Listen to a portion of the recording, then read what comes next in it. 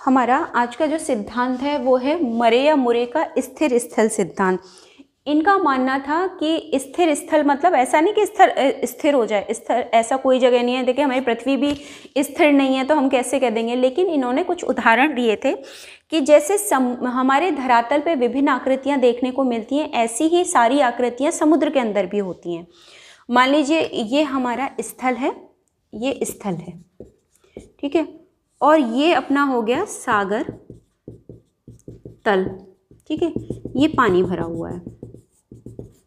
उन्होंने कहा था मूंगे के विकास के लिए जो आदर्श नदी स्थल के बाद ये इसका जाएगा, ढाल आ रहा है, इसे कहते हैं मग्न ढाल। मग्न का मतलब डूबा हुआ, ढाल मतलब नीचे की तरफ।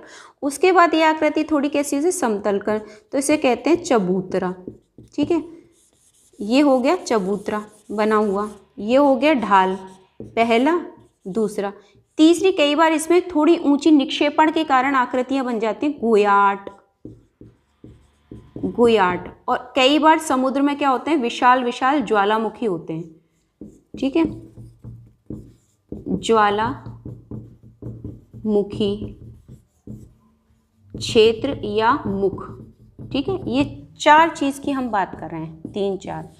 अब देखिए, आपको जैसे मकान के लिए नींव की आवश्यकता होती है, वैसे ही मूंगों को अपने विकास के लिए एक स्थिर जगह की ज़रूरत होती है जहाँ पे वो विकास कर सके। क्योंकि जब मान लीजिए मैं चबूतरे से नीचे जाऊँगी तो गहराई बढ़ जाएगी, गहराई बढ़ने पे सूर्य की किरणें वहाँ तक नहीं पहुँच पाएंगी, प्रकाश संश्लेषण की प्रक्रिया नहीं हो पाएगी, जो ये प्रक्रिया करते हैं वो काम में बाधाएं, बीच में कई अवरोध भी हो सकते, वनस्पति अवरोध हो सकता है, शैवाल आ सकता है। तो इनको क्या एक नींव मिल जाती है, एक धरातल। जैसे हमें मकान बनाने की नींव की जरूरत है, ऐसे ही इन्हें आधार तल की जरूरत होती है।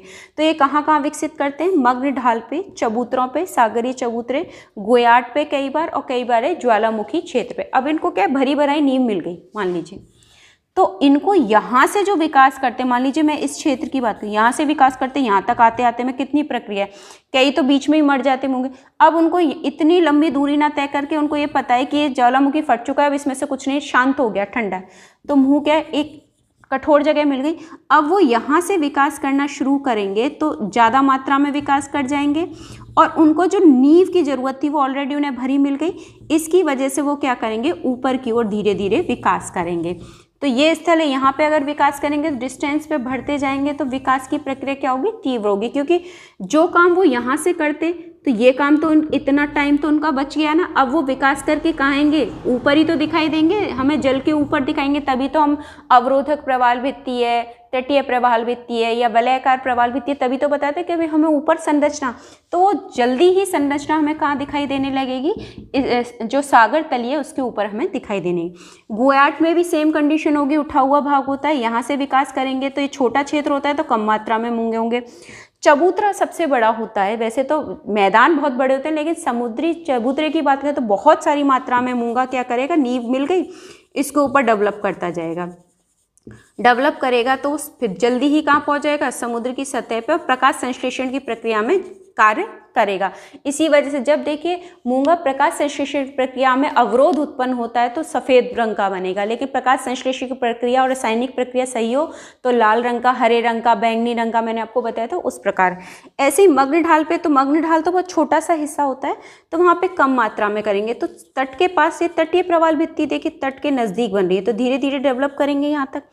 तो सीधी सी बात उन्होंने कहा, स्थिर स्थल का सिद्धांत का मतलब है कि समुद्र के अंदर इन मूंगों को पहले से ही निर्मित कुछ आकृतियां मिलेंगी, चाहे मग्न ढाल हो, चाहे चबूतरा हो, चाहे गोयाट हो, चाहे ज्वालामुखी क्षेत्र हो, जिनके ऊपर ये विकास करते हैं। विकास करते करते तटीय प्रवाल भित्ति, अब तटीय में बीच बीच में देखिए अब ये सब डेवलप हो रहे हैं, अवरोध आ रहे हैं, तो इन सबको धीरे धीरे आपस में मिलते भी तो जाएंगे, ये पूरा क्षेत्र होता जाएगा, अवरोध भरते जाएंगे। तो ये जो डेवलपमेंट होगा कौन सा होगा, अवरोधक प्रवाल भित्ति बनेगी, ठीक है।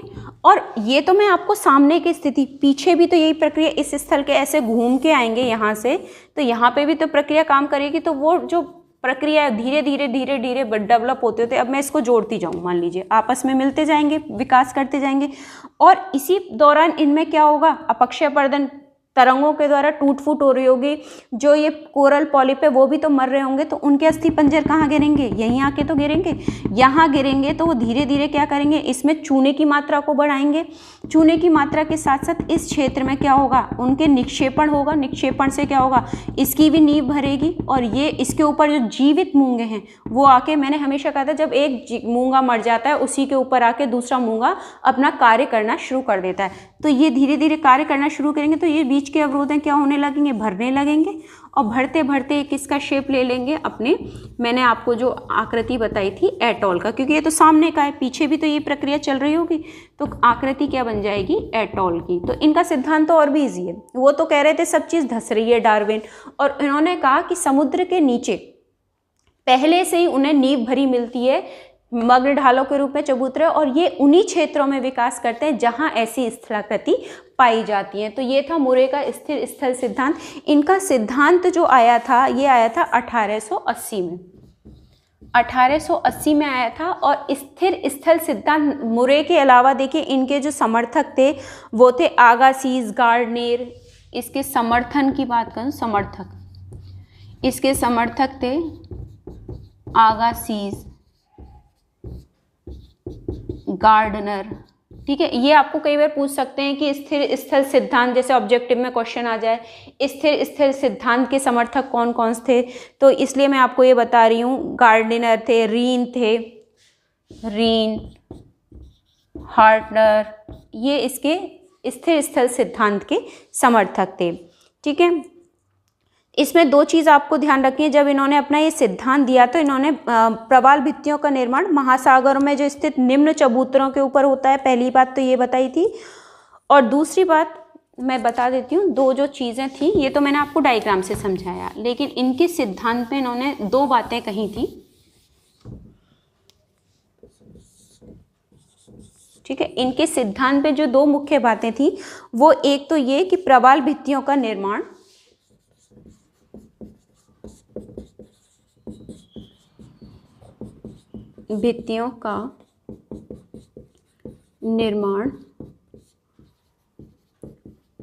महासागरों में स्थित, ठीक है, क्योंकि मैं महासागर के बारे में बात कर रहे हैं तो वहीं पे ये डेवलप हो रहे हैं। कहाँ होंगे, निमग्न चबूतरों पर होता है। निमग्न मतलब नीचे डूबे हुए चबूतरे, समुद्र के अंदर जो चबूतरे हैं उन्हीं पे होगा, जिसका मैंने आपको उदाहरण अभी बताया था, मग्न ढाल है, चबूतरा है या ज्वालामुखी मुख है, उस पे होगा। दूसरी इन्होंने कहा था महासागरों का आधार तल क्या होता है, परिवर्तनशील होता है।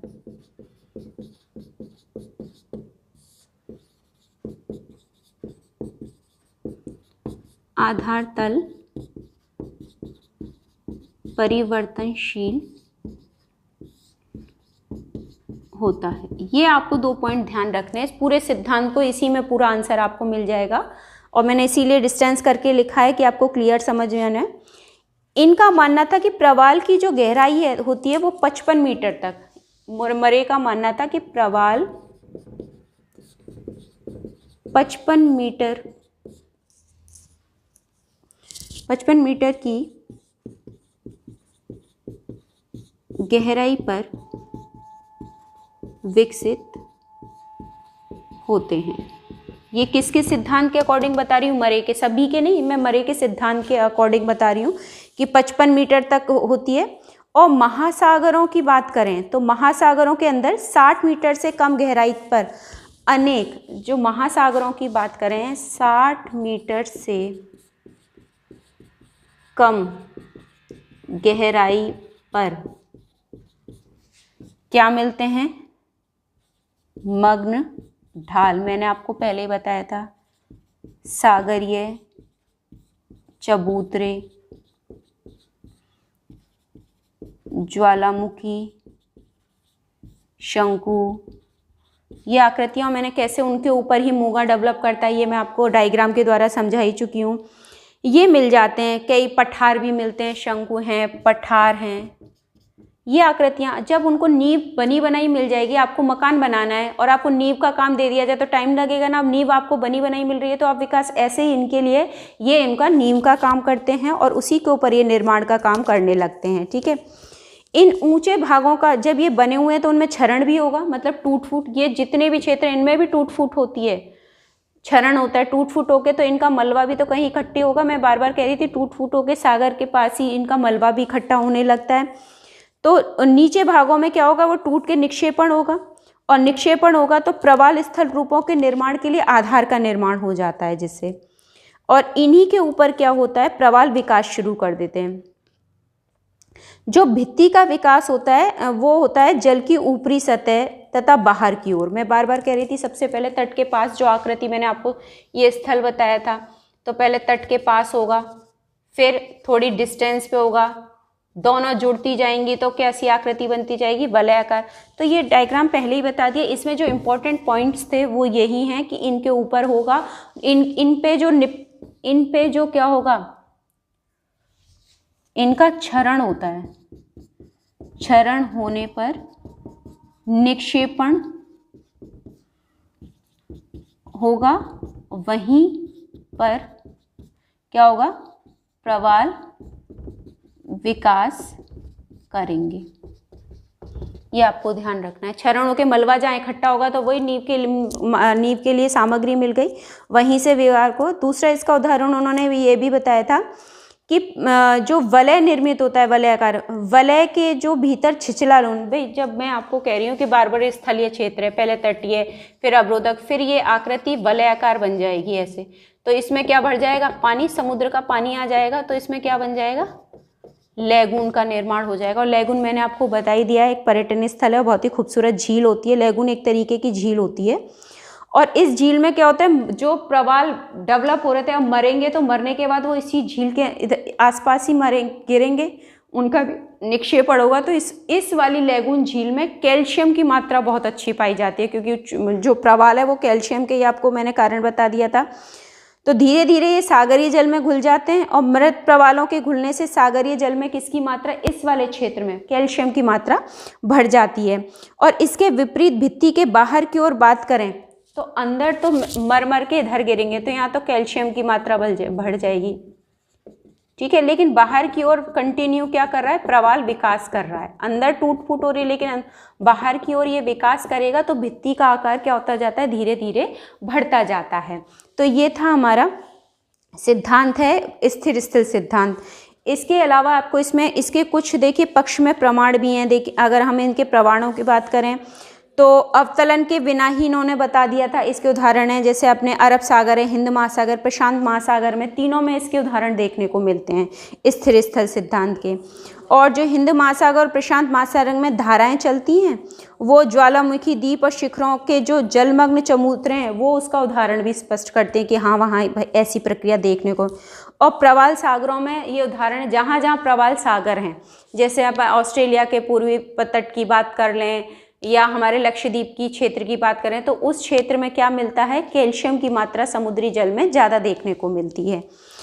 इसके अलावा इसके विपक्ष में भी कुछ प्रमाण हैं। जैसे इन्होंने कहा था कि जो वलय बनता है, जो एटॉल है वलय बन रहा है, उसके अंदर लैगून झील बन रही है, तो उन्होंने कहा था कि लैगून की उत्पत्ति, जब ये कह रहे हैं कि अगर इसमें लैगून बन गया और ये कह रहे हैं मूंगा जो मर रहा है वो इसके अंदर उसके अस्थिपंजर गिर रहे हैं, तो इसमें अस्थिपंजर गिरने रहेंगे तो किसी चीज़ में कंटिन्यू, मान लीजिए गड्ढा है और इस गड्ढे में कंटिन्यू कोई चीज़ जाती जाए तो क्या ये गड्ढा भरेगा कि नहीं भरेगा, भर जाएगा ना, भर जाएगा तो इसमें पानी नहीं आ सकता। तो उन्होंने कहा जब बार बार आप कह रहे हो कि मूंगा मर रहा है और फिर ये इसमें भी तो मूंगे के वो जो कीटाणु वो तो मर ही रहे हैं, लेकिन साथ में जो मूंगे की लहरों से टकराने के कारण वो भी तो टूट टूट के में गिर रहा होगा, तो ये अभी तक भर जानी चाहिए, तो अभी तक भरी क्यों नहीं है। ये तो आज भी पानी है, इसमें बोटिंग हो रही है, तो कोई और कारण भी तो रहा होगा कि वो मूंगे के कारण भी इसका जो तली है वो पूरी तरह भर नहीं पाई है। तो ये एक आलोचना का कारण हो गया था।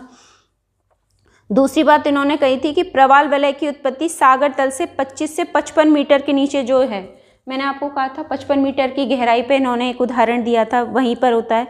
लेकिन मैंने आपको कहा कि कई प्रवाल द्वीप, मैंने इससे पहले आपको डार्विन के एक सिद्धांत के बारे में पढ़ाया था, उसमें मैंने कहा 340 के 1000 मीटर की गहराई तक भी प्रवालों के हमें प्रमाण मिले हैं। तो 55 मीटर तो बहुत छोटा हो गया, 1000 मीटर तक की जब गहराई तक, तो ये जरूरी नहीं है कि 55 मीटर तक पे ही ये पाए जाएंगे। जहाँ कई कंडीशन ऐसी हैं जहाँ इनको सारी सुविधाएं मिल जाती हैं तो वहाँ पर भी ये विकास कर जाते हैं। ठीक है, दूसरी चीज़ इन्होंने कहा था लैगून की उत्पत्ति चूना पत्थर के घुलने से होती है। तो ये तो जरूरी नहीं है चूना पत्थर घुले उसी की वजह से हो, अन्य कारण भी हो सकते हैं लैगून निर्माण के लिए।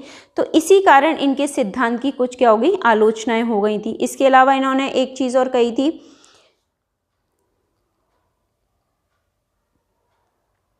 प्रवाल भित्ति का जो बाहरी ढाल केवल 30 फैदम गहरा बताया इन्होंने, किंतु वास्तव में क्या होता है, जो बाहरी ढाल है ये 30 फैदम बता रहे थे, लेकिन बाहरी ढाल, ये बाहरी ढाल है, बाहरी ढाल, ये तो अंदर की तरफ वाला ढाल है, ये बाहर की ओर वाला ढाल है। इसका बाहरी ढाल वास्तविकता में 75 डिग्री होता है और ये बता रहे थे 30 फैदम तक का। 75 डिग्री या उससे अधिक होता है तो उसकी गहराई जो होती है, अगर 75 डिग्री की, फैदम की बात करें, 75 डिग्री की अगर अपन गहराई बताएं तो 50 फैदम से अधिक बैठती है, से अधिक। तो जो खोजें की गई उसमें वो 30 फैदम ना मिलके कितने मिली, मतलब 30 का मतलब वो मैं 60-62 की बात कर रहे हैं डिग्री की, तो यहाँ तो 75 डिग्री से अधिक का ढाल देखने को मिला है। तो इन्हीं कारणों से इनके सिद्धांत की आलोचना हुई थी। ये है हमारा मरे का, और इसके समर्थक मैंने आगासिस बताई दिया, गार्डिनर बताई दिया, रीन बताई दिया, तो ये इसके सिद्धांत के समर्थक, स्थिर स्थल सिद्धांत के।